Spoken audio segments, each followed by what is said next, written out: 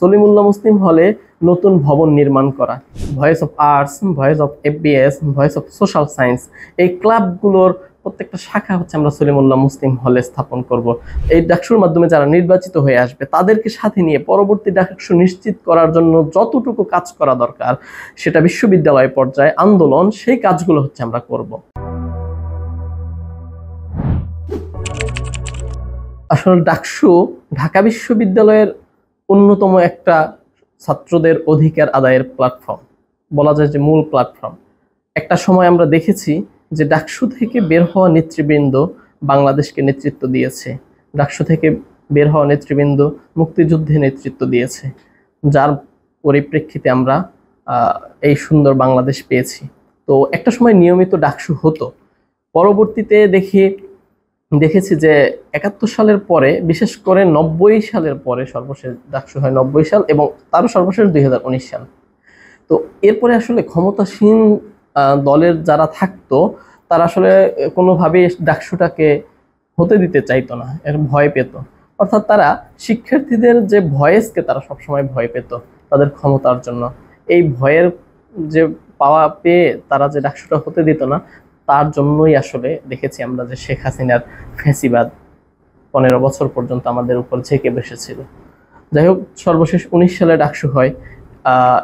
সেই ডাকসু আসলে কাঙ্ক্ষিত ডাকসু আমাদের জন্য ছিল না, যেখানে আমরা অনেক মেটিকিউলাস ডিজাইনে সে ডাকসু তাদের একদম একদলীয় যে নির্বাচনগুলো হয়েছে তেমনই হয়েছিল। যাই হোক, 24 সালের জুলাই গণ অভ্যুত্থান পরবর্তী যে বাংলাদেশ, সে বাংলাদেশে নতুন করে আবার স্বপ্ন দেখা শুরু হয়েছে, নতুন করে স্বপ্ন দেখতে শুরু করেছে ঢাকা বিশ্ববিদ্যালয়ের শিক্ষার্থীরা, যার প্রেক্ষিতে প্রশাসনের নানা গড়িমসির পরেও আজকে আমরা ডাকসুর মুখ দেখতে যাচ্ছি। আগামী 9 সেপ্টেম্বর ডাকসুর নির্বাচন অনুষ্ঠিত হবে। তো প্রশাসনকে এতটুকু নিয়ে পর্যন্ত আসার জন্য ধন্যবাদ জানাই। আশা করি সামনের যে দিনগুলো আছে তারা সফলতার সাথে ডাকসু আয়োজন করতে পারবে। এই জুলাই গণ অভ্যুত্থানের সামনে থেকে যেই কয়েকজন যুদ্ধ করেছে ঢাকা বিশ্ববিদ্যালয়, তাদের ভিতরে আমি অন্যতম ছিলাম। এমনকি 15ই জুলাই ঢাকা বিশ্ববিদ্যালয়ের বুকে আমি আহত হয়েছিলাম। তখন ছাত্রলীগের নৃশংস হামলার শিকার হয়েছিলাম, যেখানে আমি মাথায় আঘাত পাই, রক্তাক্ত অবস্থায় ঢাকা বিশ্ববিদ্যালয়ের রাজপথের বুকে পড়ে থাকি। এই একটা দৃশ্য। তো এই জুলাই বিপ্লব আমাদেরকে নতুন করে স্বপ্ন দেখাতে শুরু করেছে, স্বপ্ন দেখিয়েছে। এই জুলাই বিপ্লবের পরে আমরা নতুন বাংলাদেশের স্বপ্ন দেখছি। তো এর প্রেক্ষিতে আমরা চাই সামনে যে নেতৃত্ব আসবে ডাকসু থেকে, তারা বাংলাদেশকে সঠিক পথে এগিয়ে নেবে। সলিমুল্লাহ মুসলিম হলে সাধারণ সম্পাদক পদপ্রার্থী হিসেবে আমার কিছু স্বপ্ন আছে, যে স্বপ্নগুলো আমি বাস্তবায়ন করতে চাই নির্বাচিত হয়ে। সেখানে আমাদের সলিমুল্লাহ মুসলিম হল সবথেকে বেশি নিপীড়নের শিকার শেখ হাসিনার। এই সলিমুল্লাহ নামটাকে শেখ হাসিনা সহ্য করতে পারত না। আওয়ামী রেজিম যারা সবসময় কলকাতা ব্যাক্ট ছিল, যারা দিল্লির এস্টাবলিশমেন্টকে সবসময় বাস্তবায়নের জন্য কাজ করে যাচ্ছিল, সেই দিল্লির এস্টাবলিশমেন্টের এগেনস্টে দাঁড়িয়ে যেই সলিমুল্লাহ 1905 সাল থেকে লড়াই শুরু করেছে, যার হাত ধরে ঢাকা বিশ্ববিদ্যালয়ের স্বপ্ন দেখেছে এই দেশের মানুষ, এই দেশের মুসলিমরা, সেই ঢাকা বিশ্ববিদ্যালয়ে তার নামে যে হল, সেই হলটাকে তারা বন্ধ করে দিয়েছিল। গত 5 বছর পর্যন্ত সলিমুল্লাহ মুসলিম হল বন্ধ ছিল, এখানে নতুন শিক্ষার্থী অ্যালটমেন্ট দেওয়া হচ্ছিল না।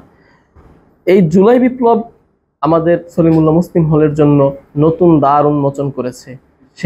সেখানে আমরা দেখেছি 24-25 সেশনে নতুন শিক্ষার্থীদেরকে অ্যালটমেন্ট দিয়েছে, এবং সলিমুল্লাহ মুসলিম হল তার সেই আগের ঝাঁকঝমকপূর্ণ অবস্থায় ফিরে যাচ্ছে। সেই শিক্ষার্থীদের যে কোলাহল, অন্যরকম আনন্দ ঘন পরিবেশ সৃষ্টি হচ্ছে সলিমুল্লাহ মুসলিম হলে। সলিমুল্লাহ মুসলিম হলকে ঘিরে সলিমুল্লাহ মুসলিম হলের প্রত্যেক শিক্ষার্থী, সাবেক বর্তমান, সবাই নতুন করে স্বপ্ন দেখতে শুরু করেছে। ঢাকা বিশ্ববিদ্যালয়ের প্রতিষ্ঠাকালীন হল সলিমুল্লাহ মুসলিম হল। বলা যায় যে ঢাকা বিশ্ববিদ্যালয় যে নেতৃত্ব দিয়েছে বাংলাদেশকে স্বাধীন করতে, সেই নেতৃত্বের অনুঘটক, সেখানে ডিসিশন মেকিং এর জায়গা ছিল এই সলিমুল্লাহ মুসলিম হল। তো নতুন করে জুলাই বিপ্লবে আমরা আমাদের শিক্ষার্থীরা সলিমুল্লাহ মুসলিম হল থেকে এগিয়ে আসে রাজপথে। 5 বছর অ্যাটাচমেন্ট না দেওয়া সত্ত্বেও মাত্র 2টা ব্যাচ মিলে জুলাই বিপ্লবে অসাধারণ নৈপুণ্য দেখিয়েছে। আমি আহত হওয়ার পরে আমার যে বন্ধুরা ছিল সলিমুল্লাহ মুসলিম হলে, আমার জুনিয়র ছোট ভাইরা ছিল, তারা এই রক্তের প্রতিশোধ নেওয়ার জন্য সবাই দেখি লাঠি নিয়ে কপালে তাদের মাথায় জাতীয় পতাকা বেঁধে রাজপথে নেমে এসেছিল। এই সলিমুল্লাহ মুসলিম হল আমার রক্তের দায়বদ্ধতার জায়গা আছে। তো এই দায়বদ্ধতার জায়গা থেকেই মূলত আমি সলিমুল্লাহ মুসলিম হলে প্রার্থী হয়েছি, নয়তো আমি অন্য সাধারণ শিক্ষার্থীদের মতো থাকতাম। রক্তের দায়বদ্ধতার জায়গা থেকে প্রার্থী হয়ে যেই স্বপ্নগুলো আমরা দেখছি সেই স্বপ্নগুলো বাস্তবায়ন করার চেষ্টা করব এবং ইনশাল্লাহ বাস্তবায়ন করব। আমরা ইতিমধ্যে গত 1 বছর পর্যন্ত অনেক কাজ করেছি সলিমুল্লাহ মুসলিম হলের জন্য। যেমন নতুন যে অ্যালটমেন্টটা এসেছে, এই অ্যালটমেন্টের জন্য আমরা আন্দোলন করেছি, আমরা নতুন ভবনের জন্য আন্দোলন করেছি, বিদ্যমান যে ভবনটা আছে সেই ভবনটা সংস্কারের জন্য আমরা আন্দোলন করেছি। প্রশাসন আমাদের কিছু কিছু দাবি তারা আমলে নিয়েছে, বাস্তবায়ন করেছে, কিন্তু আমাদের যে মূল দাবি সেই দাবিটা এখন পর্যন্ত বাস্তবায়ন করে নাই। আমি সাধারণ সম্পাদক হিসেবে ইনশাল্লাহ নির্বাচিত হব। নির্বাচিত হওয়ার পরে প্রথম যে কাজটা আমার থাকবে সলিমুল্লাহ মুসলিম হলে নতুন ভবন নির্মাণ করা।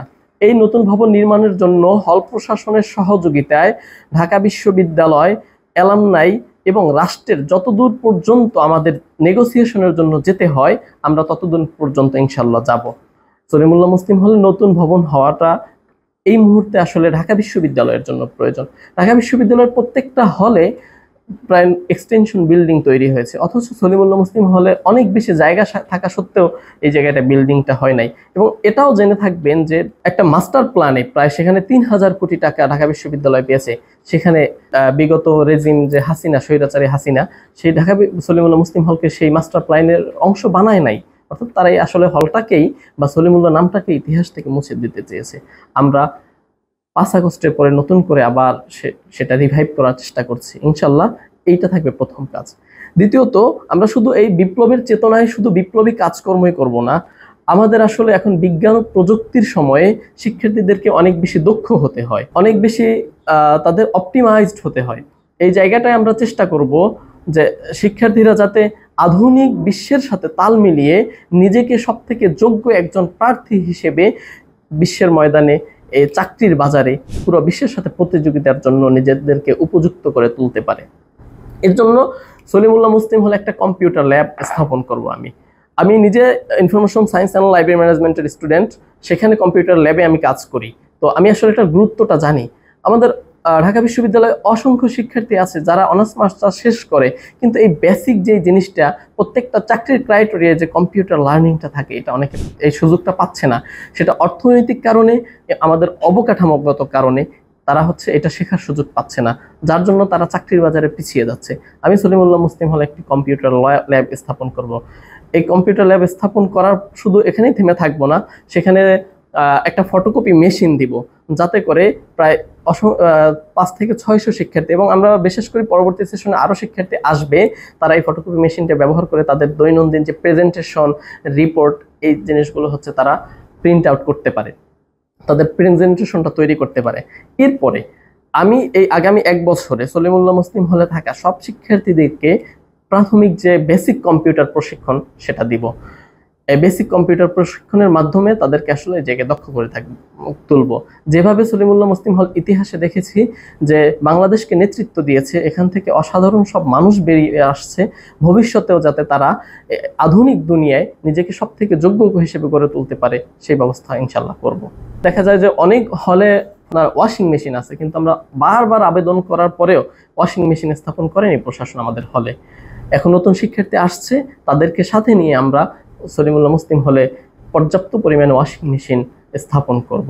এরপরে বিভিন্ন যে অনুষদ ভিত্তিক যে ক্লাবগুলো থাকে, arts, voice of arts, voice of FBS, voice of social science, এই ক্লাবগুলোর প্রত্যেকটা শাখা আমরা সলিমুল্লাহ মুসলিম হলে স্থাপন করব, যার মাধ্যমে অনুষদের সাথে শিক্ষার্থীদের যে একটা মেলবন্ধন তৈরি হবে এবং নিবিড় যে একটা যোগাযোগ, কমিউনিকেশন বিল্ড আপ হবে, এর মাধ্যমে তারা সব আপডেট থাকতে পারবে এবং তাদের পড়াশোনা, তাদের একাডেমিক জায়গায় এক্সেলেন্স দেখানোর সুযোগ পাবে। এরপর ষান্মাসিক জব ফেয়ারের ব্যবস্থা করব।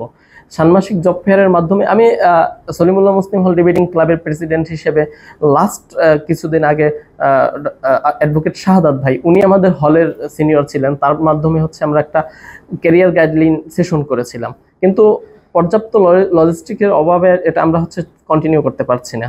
তো আমি আসলে এটাকে একটা প্রাতিষ্ঠানিক রূপ দিয়ে যাব, যার মাধ্যমে ষান্মাসিক জব ফেয়ারের মাধ্যমে সেখানে হচ্ছে শিক্ষার্থীরা তাদের কাঙ্ক্ষিত জব কি জবটা পেতে পারে তারা সেটা জানবে এবং তাদের কাঙ্ক্ষিত জবটা খুঁজে পেতে পারবে এবং নিজেদেরকে যোগ্য হিসেবে গড়ে তুলতে পারবে।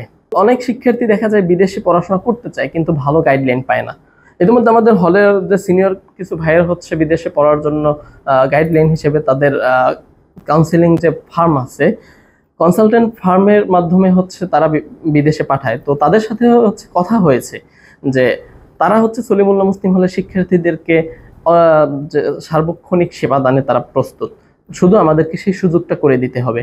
তো তাদের বুথ আমি সলিমুল্লাহ মুসলিম হলে, অর্থাৎ বিদেশে পড়াশোনার জন্য যে কনসালটেন্সি ফার্ম আছে তাদের একটা বুথ সলিমুল্লাহ মুসলিম হলে স্থাপন করব এবং সেটার দায়িত্বে হচ্ছে সলিমুল্লাহ মুসলিম হলের শিক্ষার্থীরাই থাকবে।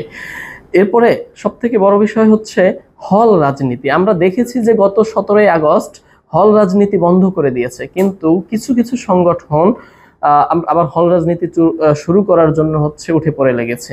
তো এই হল রাজনীতির বিষয়ে বিশ্ববিদ্যালয় প্রশাসন এখন পর্যন্ত আমাদেরকে ক্লিয়ার কোনো পরিষ্কার কোনো হচ্ছে ধারণা দিচ্ছে না যে তারা আসলে এটাকে কিভাবে রাখতে চাচ্ছে নাকি বন্ধ করতে চাচ্ছে। শিক্ষার্থীদেরকে সাথে নিয়ে এই হল রাজনীতিটা যাতে হচ্ছে সেই আগের মতো লেজুর ভিত্তির রাজনীতি না থাকে সেটা আমরা নিশ্চিত করব। এবং অনেকেই সন্দিহান যে ভাই এবারে ডাকসু হচ্ছে, পরবর্তীতে ডাকসু হবে কিনা। আমার অন্যতম একটা এজেন্ডা, যেহেতু আমি হচ্ছে এই জুলাই বিপ্লবে রক্ত দেওয়া, তো আমি চাই না বাংলাদেশটা আগের জায়গায় আবার ফিরে যাক, আমার বিশ্ববিদ্যালয় আমার হল আগের জায়গায় ফিরে যাক।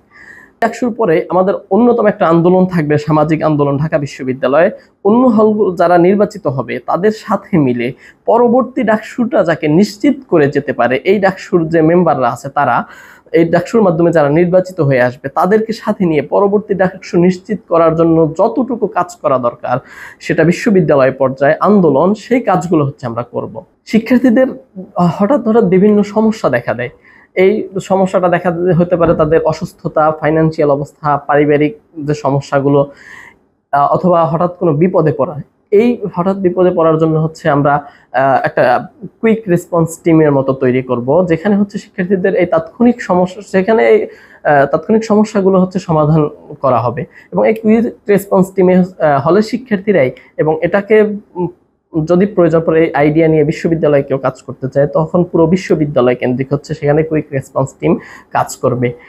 এরপরে গত 1 বছরে দেখা গেছে অসংখ্য শিক্ষার্থীর কর্জে হাসানা প্রয়োজন। তাদের কিছু হচ্ছে দেখা গেছে যে টিউশন মাস শেষ হয়ে গেছে, টিউশনের বেতন পাচ্ছে না, কিংবা বাড়ি থেকে টাকা পাঠাতে দেরি হচ্ছে, এটা হতেই পারে। তো এই সময়টাই আসলে তাদের কিছু কর্জে হাসানা প্রয়োজন, ধারের টাকা প্রয়োজন। অনেকে লজ্জায় বলতে পারে না, কিংবা সবাই শিক্ষার্থী হওয়ায় এই জায়গাটায় হচ্ছে সবাই কন্ট্রিবিউট করতে পারে না। লাস্ট 1 বছরে কিছু ভাইদেরকে সহযোগিতা করার সুযোগ হয়েছে, তখন আমার একটা উপলব্ধি হয়েছে, আমি যদি হচ্ছে এই জায়গায় একটা কর্জে হাসানা, এটা নিয়ে অবশ্য কিছু ভাইদের সাথে কথা বলা হয়েছে, কর্জে হাসানার মতো একটা ব্যবস্থা করতে পারি, যেখানে হলে মোট সৎ শিক্ষার্থী থাকবে, যাদেরকে ভলেন্টিয়ার হিসেবে রাখা হবে, এবং সাবেক কিছু ভাইরা থাকবে আমাদের অ্যালামনাই থেকে, যেখানে কর্জে হাসানার মতো একটা ব্যবস্থা করা হবে। অর্থাৎ তার যে অল্প কিছু টাকার যদি ধার প্রয়োজন পড়ে সে এটা নিবে, এবং পরবর্তীতে সে যখন বেতন পাবে টিউশন থেকে, কিংবা সে অন্য কোনো যদি জব করে সেটা থেকে, সেই বেতনটা পাওয়ার পরে যাতে সে ফেরত দেয়, এরকম একটা কর্জে হাসানার একটা ব্যবস্থা করব। এবং সেখানে হচ্ছে অ্যালামনাই দিকে সাথে নিয়ে এই ব্যবস্থাটা করব। এবং এটার মাধ্যমে আশা করি যে শিক্ষার্থীরা তাদের যে সমস্যাগুলো সাময়িক, সেই সমস্যাটা সমাধান করতে পারবে। এর পাশাপাশি শিক্ষার্থীদেরকে আসলে আত্মনির্ভরশীল হিসেবে গড়ে তোলা, অর্থাৎ সে যখন আসে তার আসলে ডিভাইস থাকে না। শুরুতেই বলেছে যে কম্পিউটার ল্যাব স্থাপন করব, সেখানে সে নিজেকে আসলে ফ্রিল্যান্সিং, আউটসোর্সিং এর মতো কাজগুলো সে শিখতে পারবে চাইলে। এবং সে এটা শেখার পরে তার যদি হচ্ছে ল্যাপটপ বা কম্পিউটার কেনার প্রয়োজন পড়ে, তাকে হচ্ছে নির্দিষ্ট একটা অ্যামাউন্টের ভিত্তিতে তখন হচ্ছে আমরা তাকে কর্জে হাসানা প্রদান করলাম, যেটা সে আমাদেরকে আবার পরবর্তীতে ব্যাক করবে। এর মাধ্যমে আসলে সবাই স্বাবলম্বী হয়ে উঠতে পারবে। সর্বশেষ আর যেটা করব, এই কাজগুলো করার জন্য আসলে তো শিক্ষার্থীদের প্রয়োজন পড়বে, আমাদের ভলেন্টিয়ার প্রয়োজন পড়বে। এই জায়গাগুলোয় যেটাকে বলে অন ক্যাম্পাস জব। এই অন ক্যাম্পাস জবের জায়গাগুলোয় যে নবীন শিক্ষার্থীরা বা অনেক শিক্ষার্থীরাই হচ্ছে কাজ করতে পারবে প্রাথমিকভাবে। যেমন কম্পিউটার ল্যাবে হচ্ছে একজন ল্যাব অ্যাসিস্ট্যান্ট প্রয়োজন পড়বে, তো সেখানে হচ্ছে একজন শিক্ষার্থী থাকবে দেখাশোনায়। হল থেকে হচ্ছে একজন কর্মকর্তা থাকবে, কিন্তু হচ্ছে একজন শিক্ষার্থী থাকবে যিনি কিনা হচ্ছে শিক্ষার্থীদের সাথে প্রশাসনের ডিলিংসটা করবে। তো এই জায়গায় তার একটা জবের একটা জায়গা তৈরি হবে। হল লাইব্রেরি আছে, সেই লাইব্রেরিটাকে আধুনিকায়ন করা। হল লাইব্রেরিতে ঢুকলে যেটা দেখা যায়, আমি লাইব্রেরি ম্যানেজমেন্টের স্টুডেন্ট হিসেবে যেটা দেখেছি, যে ওখানে আসলে একাডেমিক কোনো বই পাওয়া যায় না। ওখানে শুধু দেখি যে সেই 100 বছরের পুরনো বইগুলো অবভিয়াসলি অনেক ভ্যালুয়েবল, কিন্তু আমাদের একাডেমিক যে চাহিদা এটা পূরণের জন্য আসলে সব বইগুলো আসলে আমাদের জন্য পর্যাপ্ত নয়। তো প্রত্যেকটা অনুষদ থেকে, প্রত্যেকটা বিভাগ থেকে চাহিদাপত্র নিয়ে আমরা একাডেমিক যে আধুনিক বইগুলো সেগুলো সংযোজন করা, এই সংযোজন করব যাতে, এবং আমি নিজে লাইব্রেরি ম্যানেজমেন্ট স্টুডেন্ট হিসেবে লাইব্রেরিতে একটা ক্যাটালগ করে দিব সলিমুল্লাহ মুসলিম হলের, অথবা কেন্দ্রীয় লাইব্রেরির সাথে কথা বলে ক্যাটালগটা তাদের মাধ্যমে হচ্ছে তাদের সাথে সংযোগ করা যায় কিনা সে ব্যাপারে হচ্ছে কথা বলবো। এই ক্যাটালগের মাধ্যমে যেটা হবে, শিক্ষার্থী নিজ মোবাইলেই তার যে বিশ্ববিদ্যালয়ে আইডি কার্ড আছে অথবা বিশ্ববিদ্যালয়ের নেটওয়ার্ক আছে, এটা ব্যবহার করে সে দেখবে যে তার কাঙ্ক্ষিত পেপারসটা, তার কাঙ্ক্ষিত বইটা কিংবা রিসার্চ পেপার এই জায়গায় আছে কিনা লাইব্রেরিতে, অথবা কোথায় আছে, তার মাধ্যমে সে আসলে পড়তে পারবে। সর্বশেষ সলিমুল্লাহ মুসলিম হলের শিক্ষার্থী ভাইদের প্রতি আমার আহ্বান থাকবে, আমরা সলিমুল্লাহ মুসলিম হলে গত 1 বছর পর্যন্ত কাজ করার চেষ্টা করেছি, অনেক কাজ করেছি। সলিমুল্লাহ মুসলিম হলকে রিভাইভ করার জন্য যতটুকু করা প্রয়োজন আমাদের জায়গা থেকে আমরা ততটুকু করার চেষ্টা করেছি, যার জন্যই আজকে নবীন শিক্ষার্থীরা সলিমুল্লাহ মুসলিম হলে অ্যালটমেন্ট পেয়েছে। তো সব শিক্ষার্থীদের প্রতি আমার আহ্বান থাকবে, যারা এখন হলে আছেন এবং হলের বাহিরে আছেন, সলিমুল্লাহ মুসলিম হলকে এই স্বপ্ন অনুযায়ী, আমাদের সবার স্বপ্ন অনুযায়ী সে আধুনিক একটা হলে রূপান্তরিত করার জন্য আমাকে ভোট দেওয়ার আহ্বান জানাচ্ছি। আমি ইতিমধ্যেই আপনাদের কাছে কাজ করে আমার কিছুটা হলেও প্রমাণ দিয়েছি যে সততার, আমার যোগ্যতার প্রমাণ দিয়েছি যে সলিমুল্লাহ মুসলিম হলের প্রতি কতটা ডেডিকেটেডলি আমি কাজ করেছি। এই কাজ করার সুযোগটা দানের জন্য আরও একবার আপনাদের কাছে সুযোগ চাই। এটা যে যখন অফিসিয়ালি কিছু হচ্ছে, তখন আমাদের আসলে কোথাও গিয়ে নেগোসিয়েশন করার সুযোগটা আমাদের তৈরি হবে। যেমন গত 1 বছর পর্যন্ত আমরা বিভিন্ন কিছু বিশ্ববিদ্যালয়ের কাছে হচ্ছে আমরা দাবি জানিয়েছি, কিন্তু আপনারা যদি আমাকে নির্বাচিত করেন, তো এই ক্ষেত্রে আমার এই দাবিটা তখন নেগোসিয়েশনের পর্যায়ে পৌঁছাবে। আপনাদের এই যে আমাকে ম্যান্ডেট, এই ম্যান্ডেট নিয়ে আমি রাষ্ট্রের কাছে গিয়ে দাবি জানাতে পারবো সলিমুল্লাহ মুসলিম হল আমাদের ঐতিহ্যবাহী হল, এই হলে হচ্ছে আমাদের নতুন বিল্ডিং প্রয়োজন, এই হলে আমার কম্পিউটার ল্যাব প্রয়োজন। তো এই দাবিগুলো বাস্তবায়নের জন্য, এই স্বপ্নগুলো পূরণের জন্য আপনাদের প্রতি আকুল আবেদন, আপনারা আমাকে ভোট দিয়ে সলিমুল্লাহ মুসলিম হলের জিএস হিসেবে, অর্থাৎ সাধারণ সম্পাদক হিসেবে নির্বাচিত করবেন। এর মাধ্যমে সলিমুল্লাহ মুসলিম হলকে নিয়ে যে আমরা স্বপ্ন দেখছি, সেই স্বপ্নটাকে বাস্তবায়ন করার সুযোগ আমরা পাবো। সবাই একত্রে ঐক্যবদ্ধ হয়ে সলিমুল্লাহ মুসলিম হলের জন্য লড়ব। সবাইকে অসংখ্য ধন্যবাদ। আসসালামু আলাইকুম।